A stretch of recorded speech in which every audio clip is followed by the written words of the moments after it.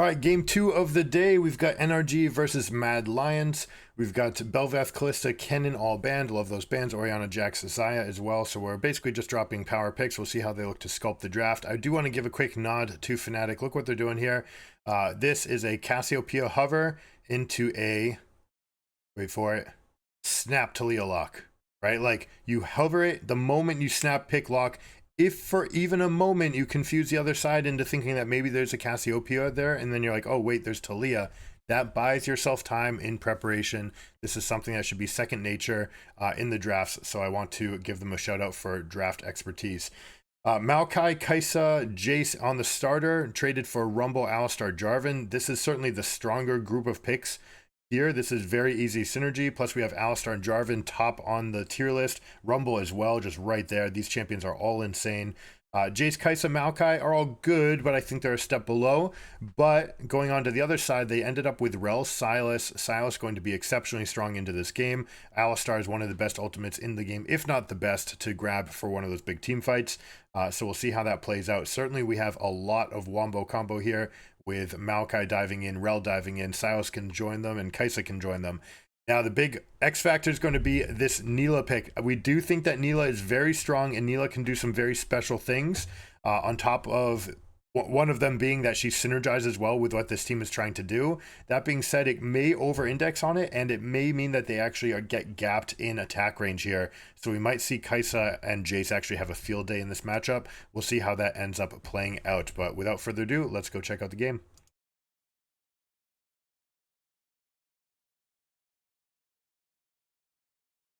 All right, NRG, Mad Lions, the grind. The grind is real. Ignar, absolutely love it. Ends up jumping on top of the Demacian standard, so they get that vision. But love seeing aggressive plays in the early game to see who might be able to get vision. Silas, one of the best champions in the game at level 1, because he can jump over walls and do exactly what they're doing right here, which is surprise El Yoya. He tries to find them, and he does. And did you like what you found, Mr. Yoya? Your team is down 0-1, and we've got first blood on the board already. That is a significant advantage for NRG, and enough time to go back. This also means that Jarvan has no clue what's happening in his northern quadrant, so this is a tremendous advantage for NRG. We'll see if they're able to take this and snowball it. In scrims, sometimes they say, oh, GG, go next. And like, that's how bad this situation can be. Contract's going to start with Raptors. We've mentioned it many times before that this is the most common clear for the tanks. You're going to go with 1, and then you have 2 options. You can either finish your red side and come over for a complete clear here and aim for this scuttle to be camp 7, or you can go over and do this, which is 2, 3, 4, come back 5, 6, and you play for bot scuttle, and then you go for the respawn here. So whichever side you think that the enemy team jungler, if they cleared their Gromp first or their Raptors first, you can actually create a path that can go and try to exploit that. Or in the case of Maokai versus Jarvan, you might say, I don't want to match Jarvan. I want to just create a nice, comfortable tunnel that I can tuck myself into and then move back and get my second Raptors right on spawn.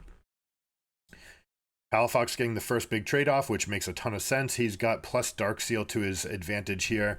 Opting to use an early control ward as well, which makes sense. You're not going to get much better in form of stats. I'm surprised maybe to just not see a Doran's Ring, because with that first blood money, you can easily just get to Doran's Ring and just completely try to snowball the matchup.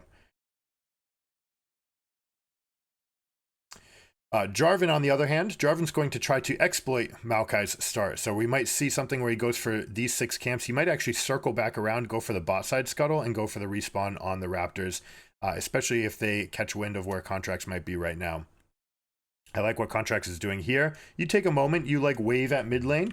You say, all right, hey, how are things going? Do you need any help? And then you go continue your path. It only costs you 3 seconds to do it, and it potentially gives you extra plays. And look what Rel's doing at the same time. Hey, I head faked with Maokai. I'm not actually doing anything, but hey, Rel's right here. A little bit of a reach. It was going to be a difficult situation. I love what they're doing here. FBI gets the back. Ignar and sorry, Kaisa gets the back and Rel gets the roam.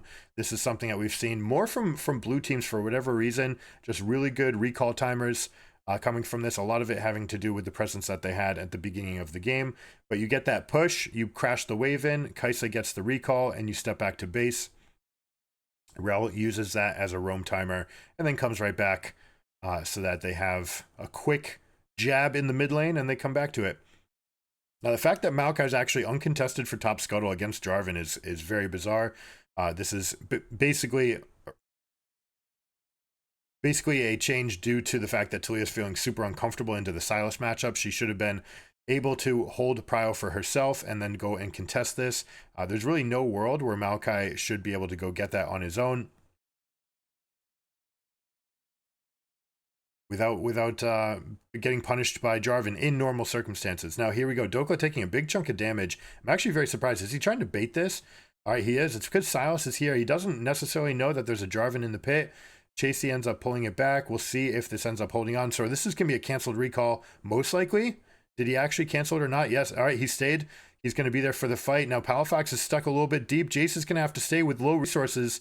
And we already had the recall from Maokai, so they actually turned that on its head. Good job by Elyoya being ready to shadow that play. Good prognostication. This does mean Talia's going to have a little tempo here. She just got the clear out in mid, so she's got proud to go out into the river. Sees that there's nothing there, but gets herself a little bit of a ward on the left side. This is meant to catch any jungler that's trying to take this path to gank her. See them nice and early. We'll also see any kind of rotations that might turn into path. Dokla needing to use the flash. Hillsong with a beautiful roam timer. Now, Neela does something that completely breaks the game. Excuse me.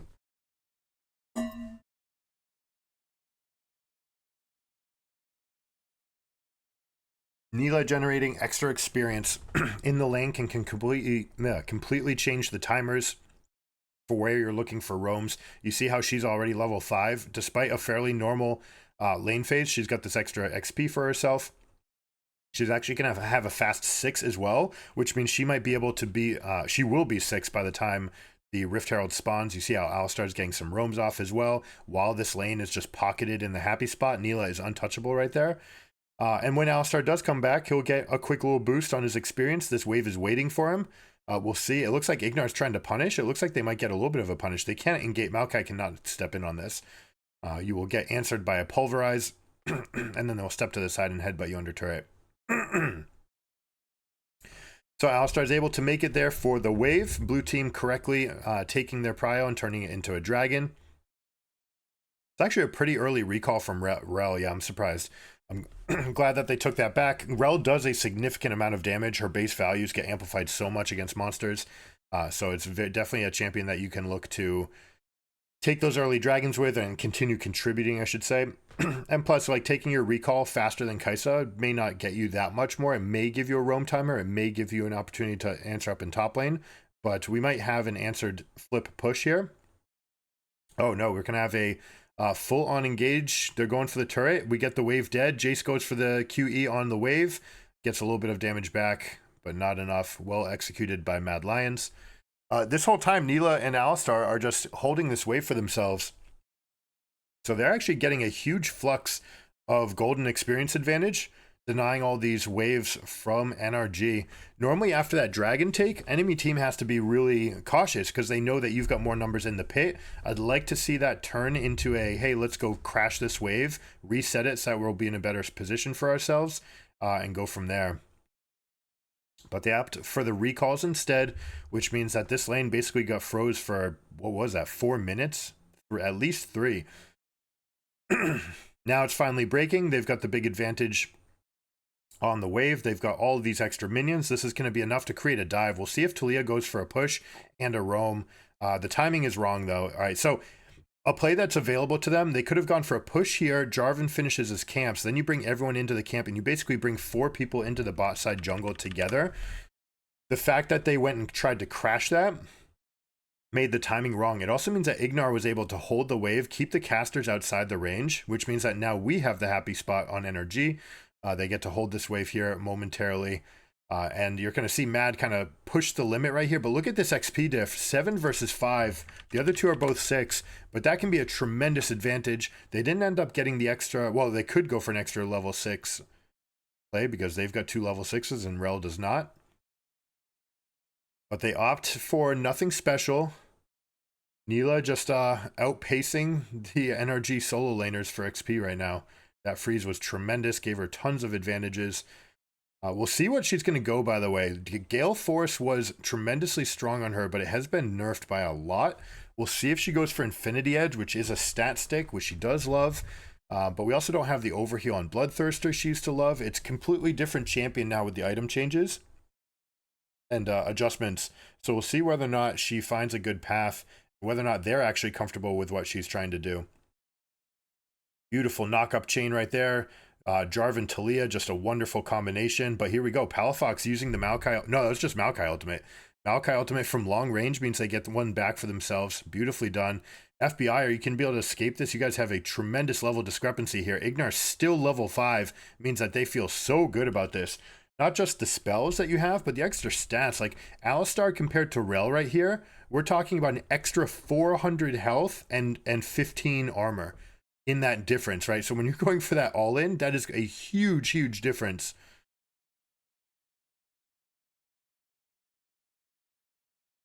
End up going for the chain CC. She does hit 6. Do they opt to try to turn it? You could look for a little chunk. You see her holding that line. They don't want to go any closer than this because if they do, they'll get vacuumed into the turret range.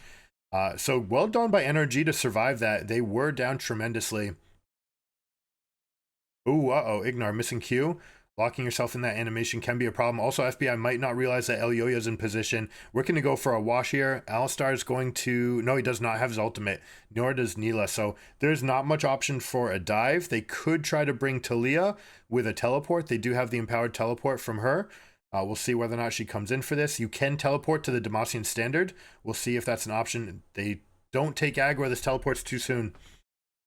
Or is it? No, it's enough. The lockdown's enough to kill Hylissang, so they get it. And Palafox, importantly, picks up the ultimate for himself. Like we said, the Alistar ultimate, one of the very best in the game. Maybe Nasus is the only one that's better. Those ultimates that give you those extra tank stats and an effect to go along with it, just so good. So the Singed Alistars of the world. Oh my goodness. Niski with a complete outplay here. Maokai's fairly strong in this position, though. Good job by Contracts dodging that spell. You need to dodge one spell here. Perfect. Ends up getting just enough of the Q to miss. And basically just used the Sap Magic passive twice in that fight, it looked like. And that's one of the things that Maokai will always do to mages, right? Oh, Silas really looking for this. Using the Alistar ultimate for his all-in right here. You see this power. He just takes no damage. No cooldowns available. Beautifully played by J4. Shows it was a little bit of a reach. We have Ignar pulling in for a moment. Neela says, anything you can do, I can do better. Jumps in with the fight. They get the kill. Silas being punished for the hubris. And yeah. I don't know that you needed to use an Alistar ultimate like that. Perhaps it was ticking out of time. Wanted to get it used. But that's a reach. By yourself, no support, fighting for Jarvan, who has so many tools to lock you up under turret. Ends up losing his flash and his life. So very, very bad for them. Hilly, live and die by Hilly, the mad genius. Only person only Westerner that has as many fans as Adam, by the way, is Hylissang. Hylissang, widely regarded as the evil genius, mad scientist. Plenty of memes abound about him just being this crazy genius that does things, and when he makes a call, they don't assume that he's crazy. They're just like, why is he right? What is he doing that makes this right?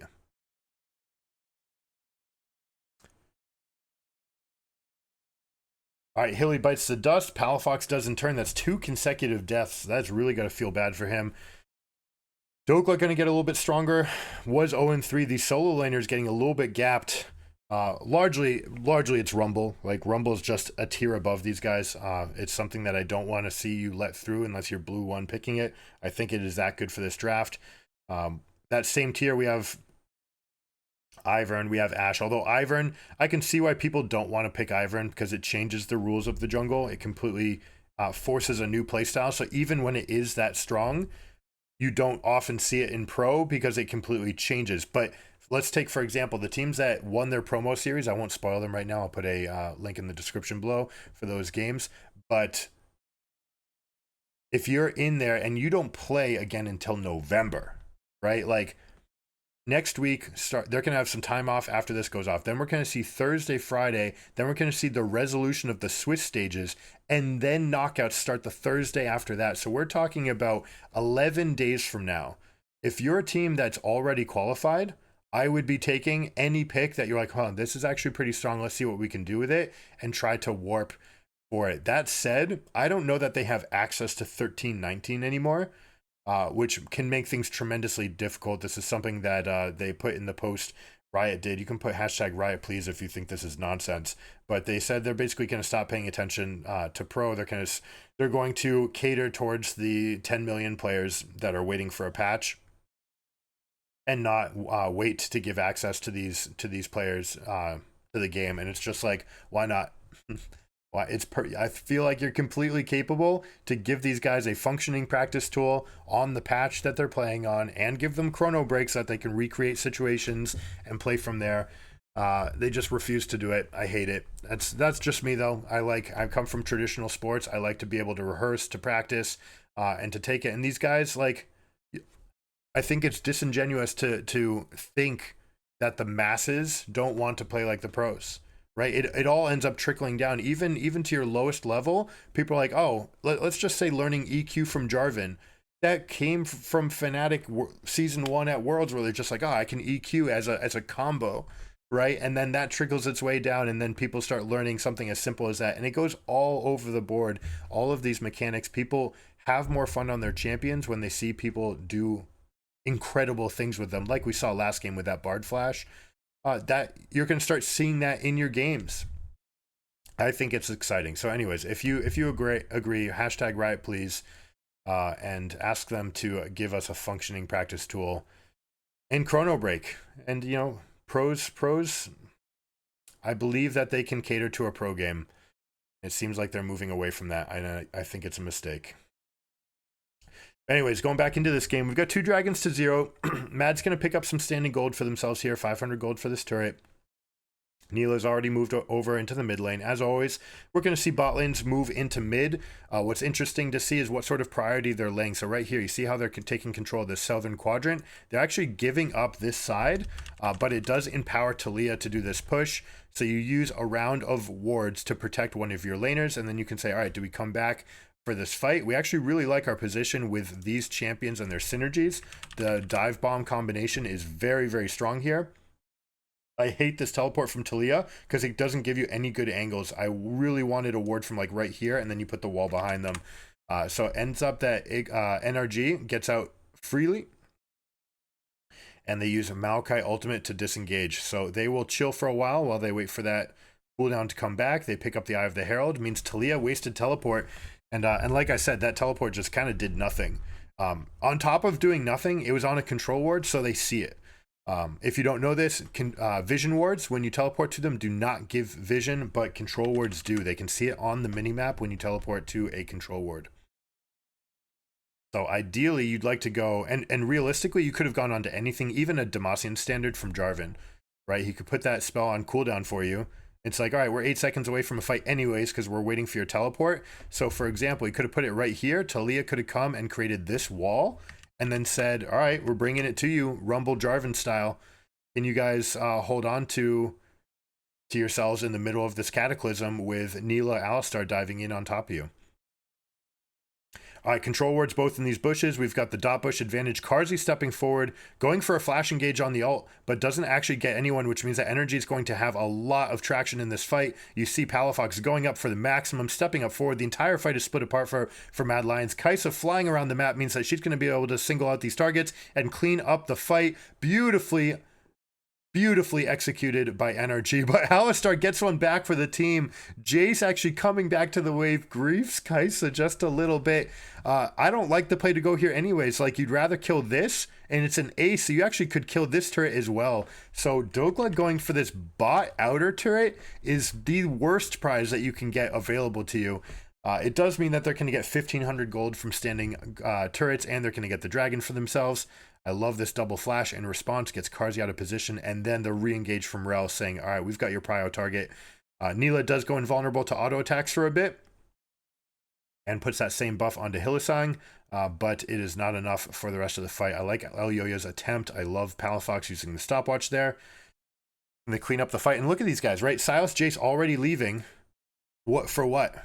The play should be to track with the Rift Herald. You've got the Rift Herald actively charging. That is a huge miss. So it is a big win, but in your mind, you already need to know, what are we trying to get if we win this fight? You should not take any fight unless you know what the prize is going to be, right? What do we get off of this? What can we create? And in this situation with a charging Rift Herald, you could have gotten this whole thing buried. You could have gone for this turret on its own and then come back, collect this one. Your wave was already big enough to get in there anyways. Get Dragon on the other side. Looks like we have a pause, so let's find where this ends and jump ahead. Like this is all action. Okay. All right, we're back in it. A little bit of a fast forward. Gauges, Alistar's going to tank that up. It's the end of the range. Kaisa taking the opportunity to get a little bit of chip damage. I love it. It is going to be another Navori Quick Blades for this Kaisa. This, like we talked about, this is the time that I'm totally okay with this build because they are diving into you. You've got 4 melee champions diving into your team. It means you can have plenty of access for extra auto attacks and extra Qs. Is Contracts going to even try to peel this? Probably not. No, opting to just get out. No resources available for the Kaisa. Still has flash down from the last fight. So can't secure that for themselves. Now, with the 2 deaths, are they going to go after Baron? That'll be a big question right here. Alistar looking to try to punish this teleport. Dokla getting knocked up with a Hex Flash into the stun and go off. Oh my goodness, this is going to be so difficult. Luckily, it's your 2 best champions for this situation. You grab the Rumble ultimate. That's exactly what you want as Palafox. We've got Maokai, whose ultimate is coming up in about 10 seconds. We'll see if they do anything here. Palafox going in, throwing the Everfrost. I love this. Just causing a little bit of bedlam. Can he get 2 kills here, or at least get them low enough for the team to come back and have Kaisa pick this up? It's going to be an uphill battle. Ignar's already back in position, so they might go for the front to back, but I don't like this. Hylissang just, inting for the team to get out. Totally fine play by them. Rel trying to get Elyoya and stick him here. Do they get one root? Do they get a follow-up here? They might. They will go. They're going to get Rumble. And even though you've got a Flame Spitter, you're not good enough against a Magic Tree. Contracts ends up getting that for himself. I love that he was able to step up. It also means that Kaisa's got Prio here. So we have 2 deaths after that Baron. Means that the effects were not as bad as they could have been. Obviously you didn't like that situation. Again, you see what happens when you teleport to a control ward. Enemy team sees it. Alistar's like, oh, okay, I'll Hex Flash on top of you. I'll land this Pulverize right on top of your head, headbutt you to your team, to my team. We get that kill. But I love what Palafox did there. In that stretch, enough cooldowns are down. You have a Rumble ultimate. I would have preferred the placement to be a little bit better. But you deal a huge chunk of damage. They're in the Perrin Pit. The nerves are on them, right? Something very real that happens is your heart rate starts going up. It starts feeling like it's higher in your chest. And you can start going for the bigger damage chunks. What I would have liked to see Palafox actually do is fully commit to the int right there to deal the maximum amount of damage. Actually, probably would have killed Karzi just straight up. Perhaps not realizing how low he was on resources, and that would have empowered the team to be a little bit stronger in this trade. But I love what Contracts, but what he did enables Contracts and Ignar to work together to get more kills for themselves anyways. All right, straight into another fight. They're fighting for mid lane Prio. Rel bites the dust early, but this might be too far. Jarvan steps ahead of his team, ends up getting ripped apart by the Kaisa, and this is where the range advantage is going to be a tremendous liability for Mad Lions because they can't step up any further versus this Kaisa. Once you lose your ability to gap close on her, she is going to start ripping this team apart, as is Jace. And you have Silas the whole time threatening to basically go and dive into the team with his Everfrost. All right, Maokai not looking for an ultimate here. No, it doesn't have ultimate. Okay, still off cooldown. Oh no, the engage. Here we go. They jump off the start. They collect the Maokai. It means Palafox has to jump back. Surviving enough to get a knockup means that they get one trade back. But we're trading under turret. My goodness, this is an explosive fight. I'm not sure either team wanted it to be like this, but advantage to Mad Lions because they have the Baron buff, the extra stats. They've got the gold in pocket from the shop. And they're able to continue that play and basically even up the gold.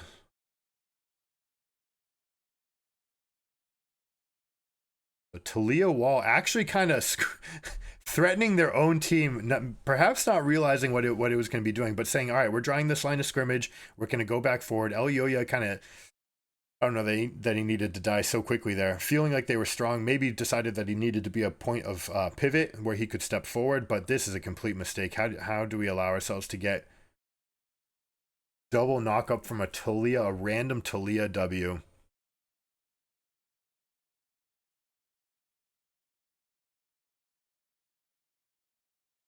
All right, so Mad Lions, the full Baron, it means that they get the push, they get the turret, they win the fight. With the Prio, they get the dragon. I'm not worried at all. These are meaningless dragons. We've talked about it enough. Dragon Soul is pretty fake. It is something you can do to help yourself secure a winning position, but it's not going to flip the script on a game. We still have this range advantage that's going to play out again in these fights with Kai'Sa Jace. If we get a proactive play, we've got one teleport for another. Rumble ult is not... Okay. Palafox whiffing again, overestimating the width of this thing. You know, he basically gave them avenues on both sides to dodge that thing. Perhaps a little bit panicked. One of the things that does happen when you are first timer at Worlds, which a couple of these guys are, we do have some Worlds vets here. I believe Contracts made it on Cloud9 way back when. Ignar's definitely been here. FBI's definitely been here. I don't think Palafox has, and I don't think Dokla has, but if they have, let me know in the comments. 2450 timestamp. Let me know if these guys have been there before. But one of the things you can do to combat that is visualize. All right, so we talk about a lot of performance psychology elements on this channel. Visualization is your friend. All right, you go to an arena. If you're a coach, you should bring your team in, walk them around, let them see the stands, let them imagine what the noise will feel like. You can even, put them in, you can meditate, you can hypnotize, but you want to envision this, that your body gets prepared so that you don't have as much of the roller coasters of the ups and downs. You can also show them like what will happen. There's a chance that the crowd starts humming and hawing like this, and that tends to mean that there's a trap somewhere, so you can prepare yourself so that it's not a surprise. Right, and then those emotions become something that you can use to your advantage rather than something that gets the best of you and forces you into either a tilty play or a nerved play, right? That is always something you can do for these games, especially once you get to the bigger stages. You start talking about the semifinals and finals of this tournament. You are going to have raucous crowds. Some of the players will most likely have been there before because we have, a class above the rest, JDG and Gen G looking like insanely strong teams, maybe even the best teams that we've seen at Worlds since like Samsung White. Just very, very, very strong. We'll see if it ends up playing out. Oh no, Hilly walking that sapling into his teammates. But yeah, you want to visualize. Russell Wilson was a big proponent to visualization. It's what allowed him to have a meteoric start to his career, one of the best starts ever, because he saw it first. By seeing it, it's like an extra mental rep. It's like you're already there. It's like having real practice. And then you can do specific plays too. What happens if they do this? All right, it's, you can call it theory crafting, but really you're visualizing what a game might come down to, what sort of interactions might come up, and what sort of situations you might be able to take advantage of, especially.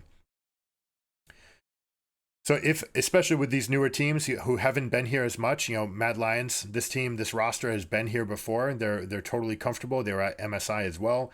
NRG though, especially if you're a veteran presence, you can offer that to your teammates. Now, getting back into the siege at hand, we've got a Baron buff. We're going to have mid-prio. They're giving up a lot of their prio right here to bring everyone into the jungle to lay out some control wards, but now they're going to have to come back because they gave up too many. You generally want to keep one person around this wall so that you can continue an eye on this wave, make sure that they're not like steamrolling ahead of you. And then with one person here who can rejoin the fight, preferably someone like Talia, then you can go over here, try to wrest some amount of control from these lanes, from the river, I should say, and then without giving up the mid lane prio. That time you saw them, all 5 went in. They create a little bit of threat, but they do give up a little bit here because there's no control ward or no ward being left behind. What you will see eventually are these deep lane wards, where people put it on the other half of the lane past the river, but you put it in there to make sure that you can see the enemy team's rotations. Now Kai'Sa stepping back, giving prio to the Rumble. We have first push here from Mad Lions, so they get into the jungle again. They go in for the river. You have to be careful because this is Talia. You have to be very careful going side lanes against these guys.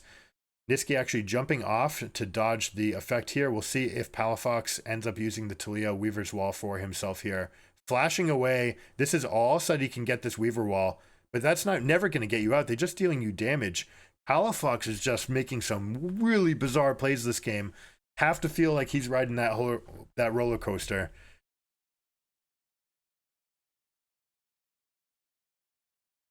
And Mad Lions finds a way to punish. NRG has been fine, got themselves a good position. Props to Mad Lions for climbing their way back into this. But I have to say, Palafox is just giving them extra windows. You have to be more cognizant of what their team comp can do. Now, what I'd like to see for an answer right here, let them take Dragon, you push mid, and you go take Baron. This is the much better prize. D2 is completely fake. I don't like that Mad Lions is going for this Dragon at all. They're actually giving up complete pry on here. Maokai's going to have saplings down. Also, you're playing into a Jace, who might be able to throw the accelerated shock blasts at you, and you see Maokai with a peeling ultimate. Palafox goes, you're going to consolidate your team fight and draw this as a line of scrimmage. And what are they going to do? They're not going to charge into you because it's against Maokai. Just hit everybody, saplings for everybody. Look how much damage one shock blast plus Maokai poke did to them. So that means that is Baron buff. The huge punt by Mad Lions. They are griefing by going to the Dragon. This is meaningless, guys. Get this out of your lexicon. D2 does not matter. The prize is Baron. This is even more so true on 1320. They've devalued the individual dragons. Yes, the Soul's better, but Soul is still pretty fake, guys. So like right here, why I don't like the idea of trying to go back to your team. I would have just gone Baus style, go up here, ult to this wave, push the wave and go all the way through here and dare them to chase you all the way into topside. Would have allowed your team to get push, would have allowed them to get vision into the jungle. Maybe even you get to consolidate a fight around this area because you can race the team to, go run past the turret with the wave and come back. So Palafox did have options despite the misplay. You cannot be proximal to a Talia, especially now that we're at level 16. She can travel so far. You always have to be cognizant of this, and it does mean that you tend to want something like a 1-0-4 split where you go side to side as opposed to mid to side, because Talia is so good at matching in those side waves. But you just have to take each situation for what it is. Contracts right here using the Baron buff and the poke. We've got the Shock Blast, Kaisa. This is why we like the hybridized build and why we want to have Nashor's Tooth anyways in many of these builds, is because so much of your damage comes from your W anyways, right? 1 point E is plenty. Yes, it feels really good to have the extra attack speed, but your play pattern becomes so much of these pokes, right? These sieges. Kaisa's not trying to land any Qs here. She's trying to be in position to poke. All right, we have the engage, counter engage. Everybody's being vacuum cleanered. We have 3 people with virtually identical ults going in. Neela gets first kill, but everyone's cleaning up. Look at this damage. Is that whose ultimate is that? Is that Rumble's or is it Silas's? Tough to say. Mad Lions holding down the fort. They get exactly what they want with a full Rumble ultimate. They are just outplaying these situations. Ignar gets out. Debating whether or not he can use a Baron empowered recall here. Yes, he will. W plus E should move over. Talia moving quickly through the jungle because she has her passive. Ignar will finally be able to get out, it looks like. But Mad Lion's going to collect a little prize for themselves. 8 seconds on the Maokai respawn. Kaisa and Jace coming up as well means that they're not going to go for anything extra. They're just going to go for prio in the jungle. Try to get some control there. But we see first engage. Neela jumping in with the flash, getting 3 people sucked in. Rel tries to answer, but this always favors Rumble. Rumble actually going overheated before laying his own red carpet out, which you have to assume is a mistake. Based on how long it took for that one to go, I almost wonder if NRG thought that that was their own Rumble ult, because they're sitting on it. There were multiple different cases where Rumble could have tried to land that ultimate to start. So I want to... actually worth like checking out. I want to see what Silas picks up. Silas is level 16 in this fight. Hasn't gotten an ultimate yet. Or if he did, he already used it. Just watching right here to see what he picks up. Still no ultimate. I think it's available. All right, picks up Alistar's. All right, so Alistar's is nice here, and maybe the cooldown was not available for Rumbles, but this is the situation that you want Rumbles for. You want Alistar's for your 2v2, your 3v3 little skirmishes. Very strong. It's still a very good ability in general, but look how low everybody is and how grouped everybody is. Absolutely, you'd rather grab the ultimate here. I wonder if Chasey, I mean, I assume this is because coming out and he's like, I haven't dropped my red carpet, but this is very bizarre to go golden in this moment when you still haven't cast your ultimate. Again, a miss. Mad Lions could have just obliterated this fight, by the way. If this ultimate came out first, then we'd be talking about a complete annihilation. It was that, but with very little trade back. You see Palafox in the middle of this fight with the Alistar ult. Yes, it's great. You're super tanky. The knockback into the red carpet dealing so much damage. Just insane how much it's dealing. And I have to say Palafox has not been impressing me this game. That said, game's at a fairly neutral, a fairly even spot. Inner turrets available in side lanes. For NRG, they have their own. They've taken one extra turret, and that's basically what this gold is amounting to right now. That is the extent of it. This is going to come down to execution. It's going to come down to rotations. We're going to see who gets the best fight. We love Mad Lions comp, so basically, I think they're going to have to do something that hurts themselves to lose this game.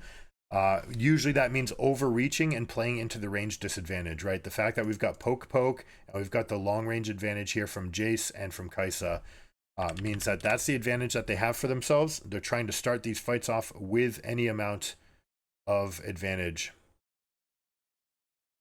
It looks like we have overheal from Karzi, which will be nice, give himself some extra stats going into these fights. He's got the Immortal Shield Bow as well because he dives into these fights. We'll see if Alistar finds an avenue. Weaver's Wall comes out, but that's 2 resources gone. And again, this is what we're talking about. If you jump forward and it's to no avail, then you're going to end up just getting chunked like this.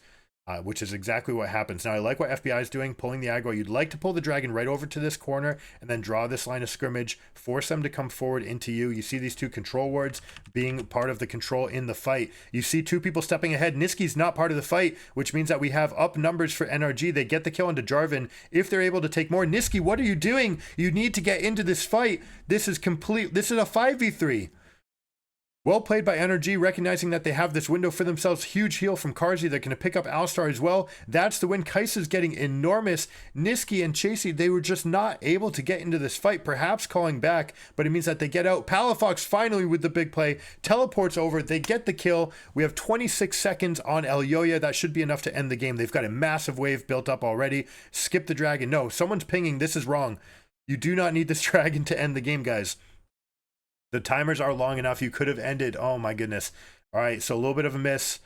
But let's look at this fight. You see this Hylissang going forward and stepping back. So perhaps miscommunication. Maybe they're also just getting kited or getting peeled by the Maokai with his long range ultimate. Palafox putting threat onto them. But realizing that the fight is over here. 5v3. They take all the damage up front.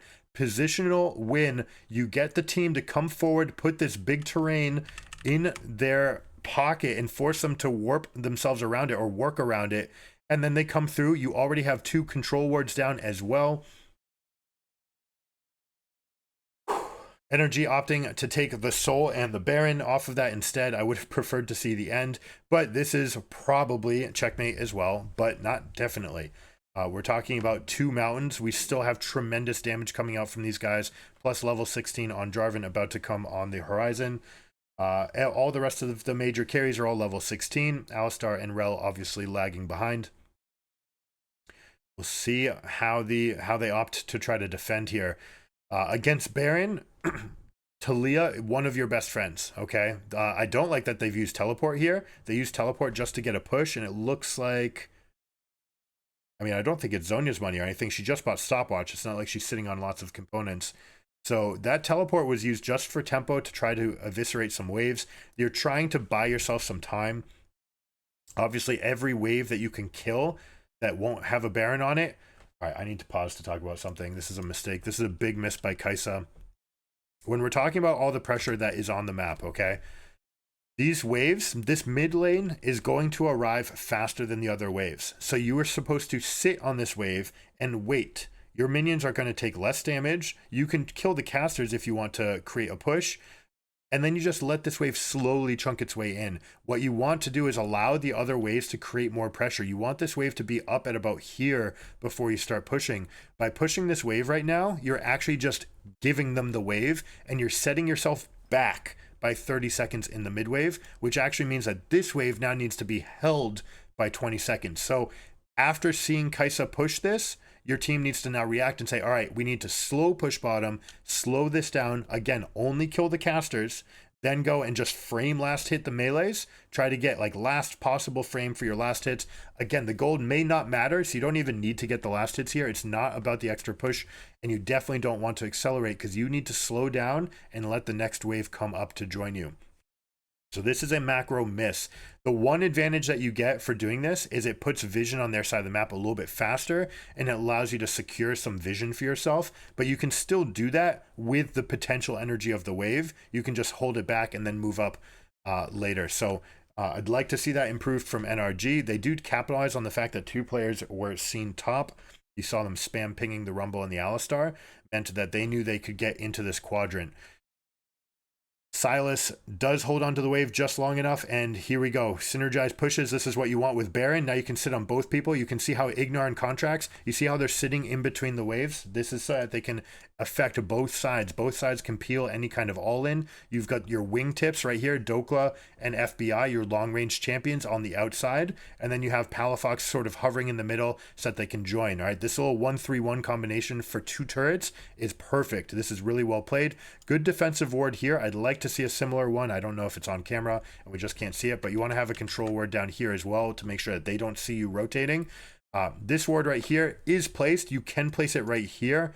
And it will be outside the vision of the turrets. But again, that's exactly what this one's meant to do. It's meant to kill this ward. What you can do is then just put it over here. Keep it out of range of this control ward. And then you can see, even though they can see it, and that's fine, they can kill it, you at least get vision that you want to get for this turret. If you're red team, make sure you never touch this ward. By hitting it, you're actually giving them vision. Right now you can create little pockets in this area where they can't see you as you kill the minion waves. So a lot to talk about with endgame sieging. NRG is doing this very, very well right now at this moment. They've set themselves up for a lot of success. Talia should be trying to get creative with which trigonometry, which angle can she take into a fight. It looks like where did she position? All the way over here. So she's looking to draw a line diagonally across this way. We'll see if they end up pincering these three champions. All of these guys have jumps and long range ability to support a fight.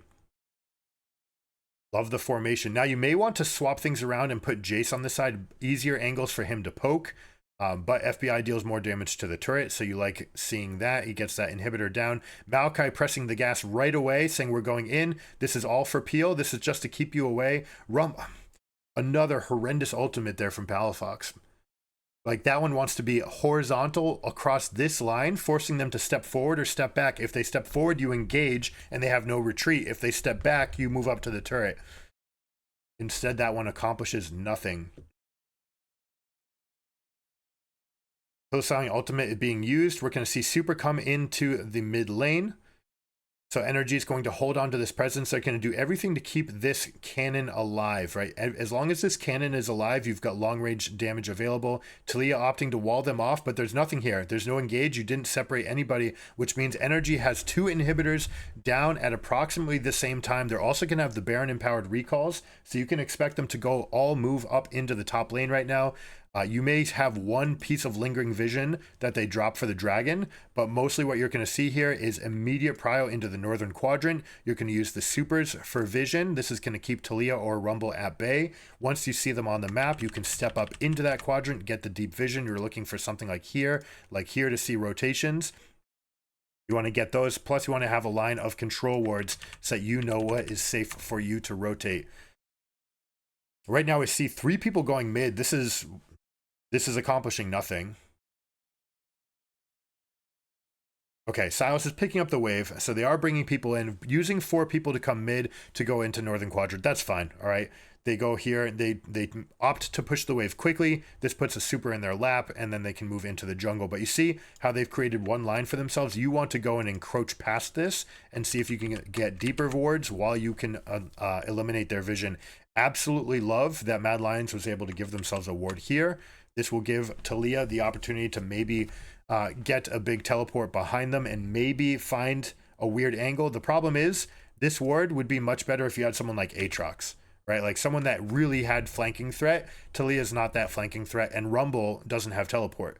So you get to pick them apart a little bit. This ward is much less good in this game than it would ever be in other games. A little bit of a chunk. We're going to see one fighter come in over here. You keep Jace as part of the siege because, again, you want to be obliterating them with cover fire. Sylas can come and escort the super in and then look for a flank engage. I don't like that they haven't gotten themselves this deep line of vision for to go for this press. We have 1 minute until Dragon. You do not need the Elder Dragon to win this game. They may try to back off. That's kind of NA's style, is to back off and do this, but I would much rather just try to end the game like this. The downside, obviously, if you lose a fight, then you lose Elder as well, but you shouldn't have to lose. There's no position, like you making this whole siege happen to then be late to Dragon to shop with just 1,000 gold when you're already this deep on gold totals just does not make sense. It does not do anything. You're 77k in and people are full build. Like, you don't need the extra items here. It's not actually that much of a difference, and you're not creating any more threat. All this is doing is making them late to the Dragon. This is a complete miss. They still have the lead going into this. Obviously, they have the Mountain Soul, but now you've brought this game down to a coin flip at Dragon. Yes, it's advantaged, and yes, you can play this very slowly. If nothing happens, you win the game.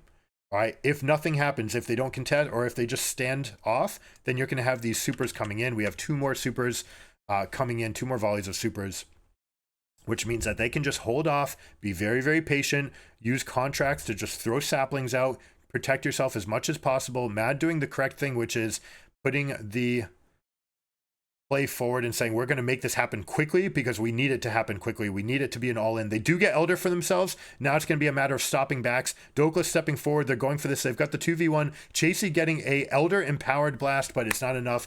Good job by NRG, recognizing the best play in reaction and punishing the lack of teleports. Well done.